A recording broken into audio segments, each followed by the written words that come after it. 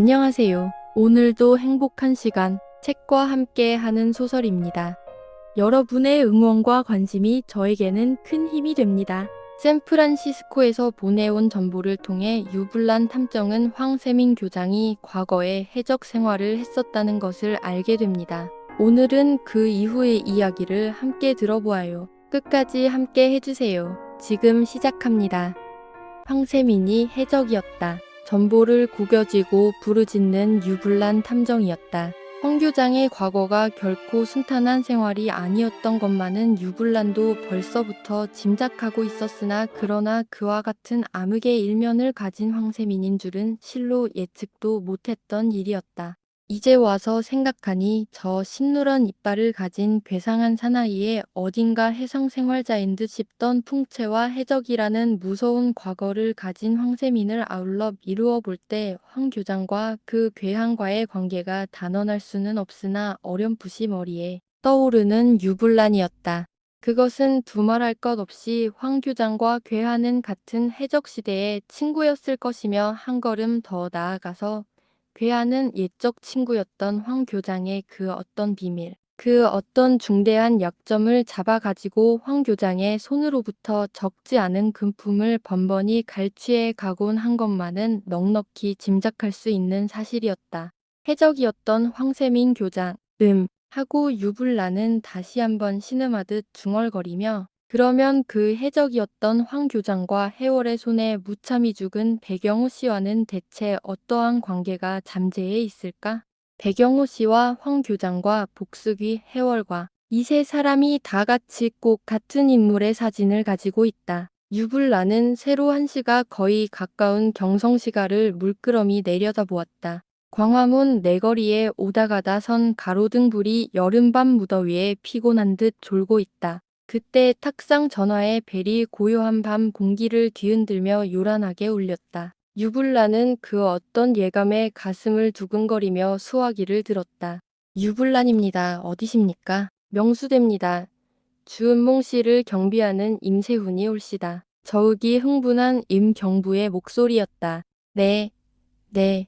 그런데 이 밤에 왜 그러십니까? 무슨 병괴가? 하고 묻는 유불란의 말에 아니올시다. 아직 병괴는 없지만 하여튼 무슨 사건이 또 일어날 것 같아서요. 다른 게 아니라 오상혁 변호사가 여행으로부터 돌아와서 지금 막 경성역에 내렸는데 그런데 지금 오 변호사로부터 전화가 왔는데 자기 신변이 대단히 위태롭다고요. 여행할 목적은 충분히 달했으나 여행 중 수차나 해월의 습격을 받아 가면서 간신히 경성역까지 피해왔지만 경성역에서 명수대까지 오는 도중이 대단히 위험하다는 것입니다. 말하자면 오 변호사는 지금 살해를 당한 백남수 씨와 똑같은 처지에 서 있는 사람이니만큼 어느 때 어디서 해월의 습격을 받을지 모르니까 경비대를 경성역까지 파견해 달라는 전화가 와선 아는 은몽 씨 때문에 이 자리를 떠날 수 없고 해서 본서로 전화를 걸어 10여 명의 경비대를 보냈는데 하는 임경부의 보고를 들은 순간 유탐정은 나도 곧 가겠습니다. 그런데 임 경부께서는 절대로 은몽 씨의 신변으로부터 떠나서는 안 됩니다. 유불나는 전화를 끊으려다가 다시 말을 이어 그리고 임 경부께서 본서로 전화를 걸어 삼청동 정난 씨를 경비할 순경 약 5, 6명만 파견해 주시도록 힘써 주십시오. 하는 말에 임 경부는 삼청동은 뭐 경비할 필요가 없지 않습니까? 그렇게 해야 된다면 그렇게 하겠지만 정난 씨야 뭐 그리 위험하지 않은데요. 그뿐만 아니라 문학수가 계시고 아닙니다. 은몽 씨보다도 정난 씨의 신변이 더 위태합니다. 그러니까 곧 수비를 해주십시오. 유 탐정은 대답을 기다릴 여유도 없이 전화를 끊고 밖으로 뛰어나갔다. 태평동 자기 집을 뛰어나온 유불난 탐정은 때마침 지나가는 빈 자동차를 잡아타고 깊어진 여름밤거리를 곧장 명수대를 향하여 질풍처럼 달리고 있었다. 오 변호사가 여행 중 수차나 해월의 습격을 받았다. 이 한마디가 얼마나 놀라게 했는가는 나중에 이르러서 알려질 것이나 하여튼 그 한마디가 지금까지 쌓아온 공상탑을 뿌리째 뒤집어 엎고야 말았던 것이다. 해월이가 어느새 그리고 어떻게 오상옥의 뒤를 따라갔던가. 그것이 유불란 탐정으로서는 도저히 풀려야 풀 수 없는 한계의 신비였다. 만일 유불란의 추리가 사실과 어그러짐이 없다면 해월은 도저히 오 변호사의 뒤를 달아갈 여유가 없었던 때문이었다. 모를 일이다. 알 수 없는 일이다. 마치 열병 환자처럼 중얼거리는 유 탐정은 그 순간까지 꿈에도 생각지 않았던 오상혁의 보고엔 눈앞이 아찔해짐을 깨닫지 않을 수 없었다. 그렇다. 나는 지금까지 생각하고 있던 모든 것을 잊어버려야 한다. 그리고 새로운 출발을 해야겠다. 나의 출발점이 너무 공상적이었고 너무 탐정 소설적이었던 탓이다. 그렇지 않은가? 나는 지금 탐정 소설 속의 인물이 아니고 한 개의 생생한 현실 속의 인물이다. 탐정은 모름지기 리얼리스트여야 한다. 로맨티스트여서는 아니 된다. 그것은 인적이 끊어진 한강 인도교를 건너면서 한 유불란의 마음속의 외침이었다. 유불란의 머리는 혼란할 대로 혼란하였다. 여기저기서 삐죽삐죽 나오는 수없이 많은 의혹의 실마리를 대체 어떻게 처리해야 할지를 몰랐다. 맨 처음부터 다시 출발해야 된다. 그렇게 자신에게 타일러스를 즈음 자동차는 벌써 명수대 공작 부인의 저택 경관 앞에서 멎었다. 여기저기 정원 안을 파수하는 경찰에게 인사를 받으며 유탐정은 현관을 들어서 2층 응접실로 올라갔다. 유불나는 층층대를 올라가면서 그 층층대에 한 층 한 층이 자기와 공작부인 주은몽의 지나간 로맨스를 이야기해 주는 것 같아서 우울하기 비할 데 없으면서도 한편 초콜릿 맛처럼 달콤한 감정이 사르르 하고 가슴 속으로 스며드는 것이었다. 그러나 그것은 순간의 일에 지나지 못하였다. 해월은 지금 최후의 발악을 하려고 하지 않는가? 응접실에는 임경부와 은몽이 마주 앉아 있었다. 오 변호사가 무사히 돌아오기를 기다리는 모양이었다. 오 변호사가 돌아왔다지요. 유불나는 임경부와 은몽을 번갈아 쳐다보면서 그렇게 물었다. 네. 아까 전화로도 간단히 이야기했지만 오 변호사의 신변에는 항상 해월의 감시에 눈초리가 떠나지 않는다고요. 임경부였다. 이 같은 밤중에 오시라고 해서 하고 은몽은 적지 않게 미안하다는 표정으로 유불란을 바라보았다. 오 변호사가 여행을 떠난 지 벌써 닷새나 되었지요. 네, 꼭 닷새 만이에요. 그런데 하고 이번에는 임경부를 향하여 물었다. 그동안 은몽 씨의 신변에는 아무런 사고도 없었습니까? 잠깐 무엇을 생각하던 임경부는 아까 유불란 씨 말씀대로 삼청동 정난 씨 댁에 경비대를 파견했습니다마는 은몽 씨보다도 정난 씨가 한층 더 위험하다는 이유는 대체 무엇입니까? 아, 그것은 유불란은 순간 무척 당황한 얼굴로 그것은 단지 나의 부질없는 추측이니까 이 자리에서 뭐라고 단언할 수는 없습니다. 그러나 하고 뒷말을 이으려 하던 바로 그때였다. 경비대의 보호를 받으면서 무사히 도착한 오상혁 변호사가 종이장처럼 창백한 낯으로 응접실 안으로 들어섰다. 창백한 얼굴로 허둥지둥 들어서는 오상혁 변호사를 맞이하는 임경부, 유불란, 주은몽, 일동은 엄숙한 표정으로 오상혁을 바라보았다. 오상혁은 의자에 몸을 던지듯 털썩 주저앉으며 그때서야 비로소 자기가 무사히 돌아왔다는 안도에 후 하고 긴 한숨을 지었다. 일동은 말이 없다. 여름밤은 깊을대로 깊어가고 방 안은 어지러운 침묵에 가득 찼다. 대리석처럼 사늘하고 백납처럼 새파란 오상혁의 얼굴. 한일자로 굳게 담은 입술이 도무지 열릴 줄을 모른다. 그 굳게 담은 오상혁의 입술을 임경부는 호기심에 빛나는 눈동자로 쳐다보았고 은몽은 어린애처럼 울상을 하고 바라보았고 유불나는 가장 엄숙하고 가장 심각한 눈초리로 쏘아보았다. 여행하신 목적은 충분히 달하셨어요. 하고 먼저 그 무서운 침묵을 깨뜨린 것은 은몽의 떨리는 목소리였다. 오상혁은 시선을 돌려 싸늘한 눈초리로 은몽을 바라보더니 잊고 다시 임경부를 향하여 머리를 돌리며 대단히 비겁한 말씀입니다만 이 집 주위의 경비는 든든하겠지요. 하고 비로소 입을 열었다. 아, 그것만은 염려 마시오. 정복사복을 한 10여 명이 정원과 정문 밖에서 엄중히 경비하고 있으니까요. 개 한 마리라도 기어들 수 없을 만큼 수비가 되어 있습니다. 하는 임경부의 말을 그래도 믿을 수 없다는 듯이 방 안을 한번 휘둘러보며 좀 더울지 몰라도 들창문을 전부 잠가주시면 좋겠습니다. 그리고 도어에도 자물쇠를 잠그고요. 하고 청하였다. 그렇게 안심이 안 된다면 잠그지요. 그러나 그럴 필요는 조금도 없지요. 보시는 바와 같이 들창 밖에 정복 순경이 지켜 있지 않습니까? 그래도 잠그기로 했으면 좋겠습니다. 먼저 번 남수군이 살해를 당했을 때도 도어를 잠그지 않았기 때문이 아닙니까? 그때 유불란이 일어서면서 만사는 든든히 하는 게 좋겠습니다. 좀 더워도 오상혁 씨 말씀대로 사방문을 꼭 잠급시다. 하고 손수 돌아가면서 들창과 도어를 꼭꼭 잠가버렸다. 자, 이만했으면 아무리 해월일지라도 이 방 안에는 한 발자국도 들여놓지 못할 테니까. 그렇다. 해월이가 아무리 위대한 힘과 초인적 재주를 가졌더라도 이같이 커다란 그물처럼 사방팔방을 봉해버린 방 안이야 어찌 감히 침입할 수 있을 것이랴. 자, 안심하고 이야기하십시오. 이 방은 유행이 천장에 구멍도 뚫리지 않았으니까. 하고 도로 제자리에 돌아와 앉았다.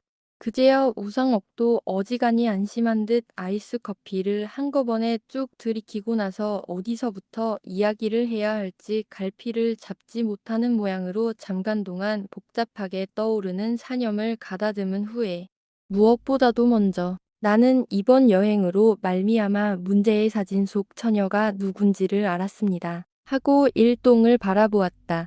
누구예요? 그가. 오상혁의 말이 입술에 떨어지자마자 기다리고 있던 은몽은 재빠른 발시로 그렇게 물었다. 의외의 인물, 뜻하지 않았던 실로 의외의 인물입니다. 그보다도 한층 더 무서운 비밀을 나는 알았습니다. 무서운 비밀. 임경부와 은몽이 동시에 이렇게 반문하였다. 그렇습니다. 살림귀 해월이가 어떠한 인물인지를 나는 알고 있습니다. 해월이가 어떤 인물인 줄 알으셨다고요? 하고 은몽은 연거푸 울었다. 알았습니다. 그리고 해월이가 이 거칠은 세파에 탄생하기까지의 그 무서운 비밀, 그 악착한 숙명의 실마리를 발견했지요. 그럼 해월이도 역시 배경호 씨의 고향인 평양, 천사람입니까? 하고 물은 것은 임경부였다. 그렇습니다. 역시 천서 출생한 해월이었지요. 아, 저 부부함에서 벌어진 무서운 죄악, 경탄하듯 이야기하는 오상혁이었다. 부부함의 죄악, 오상혁의 이야기에 항상, 그리고 누구보다도 놀라는 것은 은몽과 임경부였다. 부부함의 죄악이란 뭐예요? 부부함의 죄악이란, 그렇습니다. 한마디로 말 못할 기나긴 역사를 가지고 있지요. 그 부부함의 비밀을 탐지하기 위하여, 그리고 그것을 누구보다도 정확하게 탐지했기 때문에 이것 좀 보십시오. 나는 하마터면 생명을 잃어버릴 뻔했습니다. 하고 오 변호사는 사이드 테이블 위에 놓인 자기의 파나마 모를 사람들에게 보였다. 총알 구멍이 아니에요. 윤몽은 놀랐다. 그렇습니다. 해월이가 손 탄한 구멍이지요. 아이 무서워. 어쩌면 눈몽은 오그라질 듯이 몸을 웅크리는 것이었다. 다행히 탄화는 모자 꼭대기 손잡이를 옆으로부터 꿰뚫었던 것이다. 한치만 더 낮았더면 탄화는 오상혁의 이마를 산적처럼 옆으로 꿰뚫고 지나갔을 것이다. 하마터면 큰일 날 뻔했군요. 하는 임경부의 말에. 그러나 나는 다행히 무사했지만 하고 다음 말을 이으려 할 때, 아, 오상혁 씨. 하고 그의 말을 막는 것은 그때까지 잠자코 있던 유불란이었다. 이야기하시는 것을 중단하여서 죄송합니다만 오상혁 씨가 서울을 떠나서 부부암의 비밀을 탐지하기까지의 자세한 경로를 한번 체계 있게 이야기해 주시면 좋겠습니다. 오상혁도 유 탐정의 말을 옳다 여기고 잠깐 동안 착잡한 머릿속을 더듬으려는 듯 발을 끊었다가 내가 서천읍에 도착한 것은 그 이튿날 아침이었습니다. 하고 다시 이야기를 계속하였다. 천읍은 여러분도 아시다시피 대동강 하류에 접한 조그마한 읍인데 하구에 있는 진남보와 산을 하나 사이에 두고 서로 격리됐지요. 인가가 약 3,400호나 될까요? 동편은 대동강에 임했는데 깎은 듯이 절벽이 솟아있고 남, 서, 북섬면은 수림이 무성한 산의 연봉이 병풍처럼 천읍을 빙 둘러싸였습니다. 평양서 진남포행으로 바꾸어 타고 진지동까지 가서 거기서 다시 자동차로 약 1시간 동안 산골짜기로 들어가면 천읍인데 하고 오상억은 거기서 잠깐 말을 끊었다가 다시 이었다. 천읍에 도착한 것은 오전 10시였습니다. 얼마 동안 읍내를 이리저리 싸다니다가 금강 여인숙이란 조그마한 간판이 붙은 객주집 비슷한 데 들어가서 아침 겸 점심을 먹은 후에 주인을 불렀지요. 이 집 주인으로 말하면 나이가 한 30여 세쯤 되어 보이는데 20여 년 전까지 이 고을에 살고 있던 배경호라는 사람을 아느냐고 물었더니만 그는 잠깐 동안 배경호 하고 중얼거리더니 저 지금 서울 어디서 산다는 그 배경호 씨 말씀입니까 하고 그때야 비로소 생각난다는 듯이 마루 끝에 걸터 앉으며 의아스럽다는 얼굴로 나를 쳐다보는 것이었습니다. 오상옥의 이야기는 계속된다. 그리고 주인은 나를 의아스럽다는 얼굴로 쳐다보면서 거 이상하외다. 요 얼마 전에도 서울서 내려왔다는 젊은 신사 한 분이 우리 집에 들렸었는데 그분도 역시 배경호라는 사람에 대해서 여러 가지 묻습니다. 나는 원래 타 고을에서 들어온 사람이 되어서 20년 전에 이름 모르는데요. 하는 것을 보니 그이가 신문을 통 읽지 않는다는 사실과 얼마 전에 서울서 왔다는 사람이 남수군이었던 것을 짐작할 수가 있었습니다. 그래 이번에는 그 고을에서 상당히 오랫동안 살고 있는 면장을 찾아갔지요.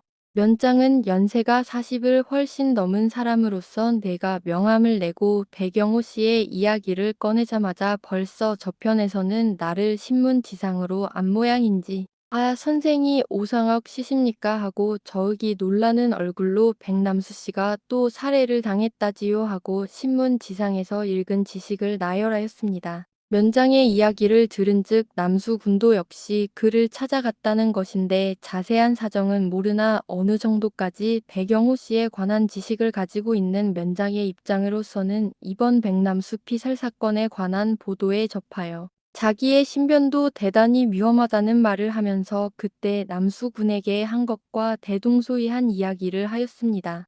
거기까지 이야기한 오상학 변호사는 잠깐 동안 말을 끊고 일동을 바라보았다. 호기심에 가득 찬 임경부와 은몽의 눈동자였다. 그러나 유불남만은 아무런 감동의 빛도 보이지 않고 묵묵히 그리고 열심히 오상학의 이야기에 귀를 기울이고 있다. 면장이 오상옥에게 한 이야기를 대강 추려서 말하면 다음과 같았다. 배경호가 천읍을 떠난 것은 지금으로부터 약 20여 년 전이었다. 그런데 배경호는 어려서부터 양친을 여행 고아로서 그의 백부인 백준모의 손에서 자란 사람이었다고 한다. 7, 80만 원, 아니 100만 원에 가까운 재산을 가지고 있었다. 본래 배경호 씨의 아버지 백창모도 그만한 재산을 지니고 있었으나 그러나 백창모는 천성이 호탕하여 계집과 도박과 술로 말미암아 재산 전부를 탕진하고 그가 죽을 즈음에는 겨우 4, 5만 원밖에 남지 않았다. 백창모가 죽은 것은 아들 배경호가 겨우 6살 되는 해봄이었다. 백창모의 형 백준모는 조카 아들 배경호를 가련하다 하여 자기 집에 데려다가 자기 친아들처럼 길렀던 것이다. 더구나 어렸을 때부터 천성이 총명한 영호를 삼촌 백준모는 자기 친아들 문호보다도 더 귀여워하고 아끼었다. 백준모의 외아들 문호는 영호보다 3살 위였다. 문호와 영호는 친형제처럼 같은 집에서 자랐다. 그런데 그들이 점점 성장하여 모두 20고개를 훨씬 넘어선 어떤 해여름 백준모의 친아들 문호는 불행하게도 대동강에서 멱을 감다가 그만 다리에 쥐가 나서 영영 돌아오지 못할 물귀신이 되고 말았다고 한다. 백준모의 비탄은 두말할 것도 없거니와 친형처럼 따르던 문호의 죽음을 가장 슬퍼한 것은 영호였다. 그 이듬해 가을 백준모마저 세상을 떠난 후 삼촌의 유산을 상속한 배경호 씨는 읍내서 장가들어 남철 씨와 남수군과 정난 씨를 낳아가지고 천읍을 떠나 서울로 올라왔다는 것입니다. 오상옥은 이야기를 끊고 담배를 붙여 물었다. 그럼 그 사진 속의 인물은 누구예요? 하고 물은 것은 은몽이었다. 네, 그건 그때 나는 문제의 사진을 면장에게 내보였더니만 면장은 그것 말씀입니까? 그것은 먼저 남수 씨도 가지고 왔던 사진인데요 하고 그는 사진에 관하여 다음과 같은 의외의 이야기를 하였습니다. 해월로부터 오상학 변호사는 여행 중에 수차례의 습격을 받았습니다. 그리고 드디어 오상학 변호사가 황세민이 가지고 있었던 사진 속 인물이 누구인지 알게 되었다고 하는 오상학 변호사. 오늘의 이야기는 여기까지입니다. 다음 영상에서 오상학 변호사가 들려주는 이야기를 함께 들어보아요.